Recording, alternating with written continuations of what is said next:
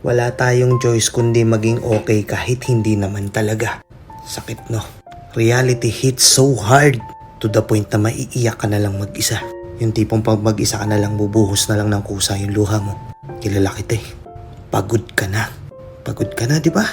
Every time na may taong lalapit sa'yo, tatanungin ka, kamusta ka na? Okay lang, okay lang.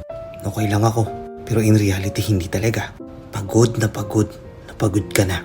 Nilalakasan mo lang yung loob mo, pinapakita mong masaya ka. Kasi akala ng mga tao hindi ka nagkakaroon ng problema. Ikaw kasi yung tipo ng tao na palaging masaya sa harap ng ibang tao. Magaling kang magtago. Madali mong naitatago yung lungkot. Madali mong naitatago yung problema. Pero in reality, gusto mo lang sumuko, di ba? Gusto ko lang malaman mo na hindi ka nag-iisa. Marami tayo. Isang malaking cheers naman dyan sa mga laban na ipinanalo natin na tayo lang nakakaalam. Ayaw kasi natin maging burden. Ayaw mong maging pabigat.